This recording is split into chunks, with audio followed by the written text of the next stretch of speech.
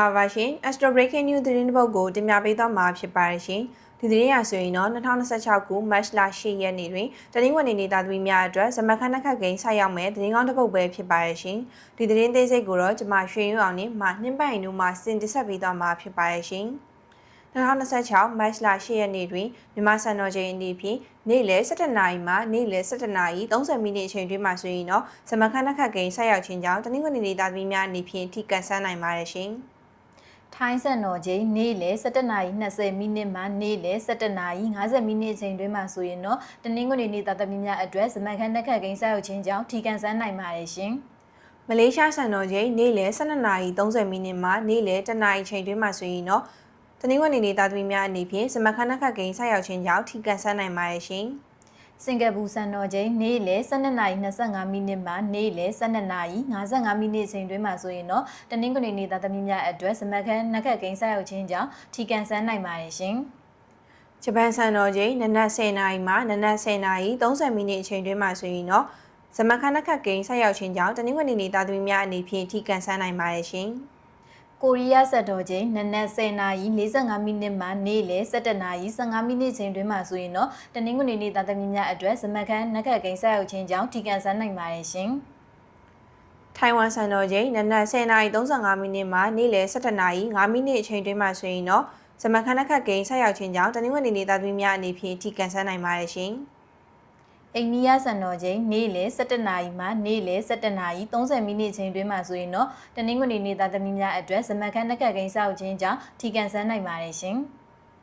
တရုတ်စံတော်ချိန်နနက်10:20မိနစ်မှနနက်10:50မိနစ်ချိန်တွင်မှဆိုရင်တော့ဇမခန်းနှက်ခတ်ကိန်းဆက်ရောက်ခြင်းကြောင့်တနင်္ဂနွေနေ့သားသမီးများအနေဖြင့်ထိကန်ဆန်းနိုင်ပါတယ်ရှင်။ AE စံတော်ချိန်နေ့လယ်17နာရီမှနေ့လယ်17:30မိနစ်ချိန်တွင်မှဆိုရင်တော့တနင်္ဂနွေနေ့သားသမီးများအတွက်ဇမခန်းနှက်ခတ်ကိန်းဆက်ရောက်ခြင်းကြောင့်ထိကန်ဆန်းနိုင်ပါတယ်ရှင်။ UK စံတော်ချိန်နနက်9:25မိနစ်မှနနက်9:55မိနစ်ချိန်တွင်မှဆိုရင်တော့ဇမခန်းနှက်ခတ်ကိန်းဆက်ရောက်ခြင်းကြောင့်တနင်္ဂနွေနေ့သားသမီးများအနေဖြင့်ထိကန်ဆန်းနိုင်ပါတယ်ရှင်။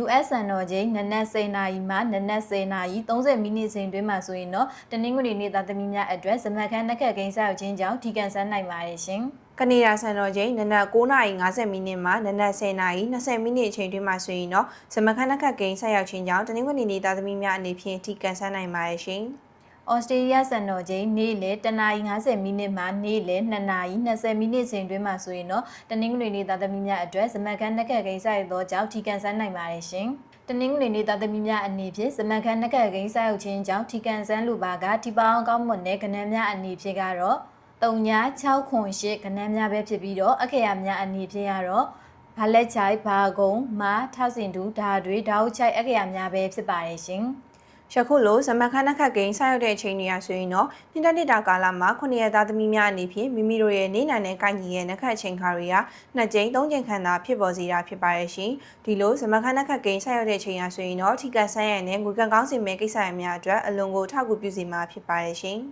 ယခုလိုဇမခန်းနှက်ခတ်ကိန်းဆက်ရောက်တဲ့အချိန်မှာဆိုရင်တော့မိမိတို့ရဲ့ဖွားစားတာတီအရာတထေးဖြစ်ရမယ်နှက်ခတ်ကိန်းတွေနဲ့ကိုက်ညီမှုရှိနေပါကထီစုကြီးကြီးမားမားပေါက်ခြင်းနဲ့ငွေအစုလိုက်ပြုံလိုက်ရရှိခြင်းတွေရုတ်တရက်ကြွယ်ဝချမ်းသာလာခြင်းမျိုးတွေကိုတွေ့ကြုံနိုင်ပါတယ်ရှင်ယခုလိုဇမခန်းနှက်ခတ်ကိန်းဆက်ရောက်တဲ့အချိန်တွေကိုနိုင်ငံခြားတိုင်းပြည်များတွင်နေထိုင်ကြသောရွှေမြန်မာတနင်္ဂနွေနေ့သားသမီးများအတွက်ရည်ရွယ်ပြီးထုတ်လွှင့်တင်ပြပေးရဖြစ်ပါရဲ့ရှင်ထီပေါက်နိုင်သောနက်ခတ်နေ့ရက်အချိန်ခါများကိုနက်ခတ်ပေဥယျာဉ်မှာတွက်ချက်တင်ပြပေးရတွင်ထီဆိုင်များဖွင့်လှစ်တဲ့အချိန်ကိုဦးစားပေးတွက်ချက်ထားခြင်းမရှိဘဲထီပေါက်နိုင်တဲ့နက်ခတ်နေ့ရက်အချိန်ခါတွေကိုသာဦးစားပေးတွက်ချက်ပေးထားတာဖြစ်ပါရဲ့ရှင်ထီထိုးလိုတဲ့မိဘပြည်သူများအနေဖြင့်24နာရီအချိန်မရွေးအွန်လိုင်းစနစ်ဖြင့်ထီကန်ဆန်းနိုင်သည့်မျက်မှောက်ခဲထီထိုးမှုနည်းပညာများအားကြိုတင်လေ့လာထားခြင်းဖြင့်အချိန်အခါလိုက်ထီကန်ဆန်းနိုင်မည်ဖြစ်ပါကြောင်းလေးစားစွာအသိပေးလိုပါတယ်ရှင်ယခုလိုဇမခန်းနှက်ခတ်ကိန်းဆက်ရောက်တဲ့အချိန်ခါတွေကိုသမီးတို့ရဲ့ဆရာဦးစီယာကိုမှအသေးစိတ်ကိုယ်တိုင်တစ်ချက်ပေးရတာဖြစ်ပါရဲ့ရှင်။သမီးတို့ရဲ့ယခုစီစဉ်ကိုကြည့်ရှုအားပေးခဲ့ကြတဲ့မိဘပြည်သူများအားလုံးကိုကျေးဇူးတင်ပါတယ်ရှင်။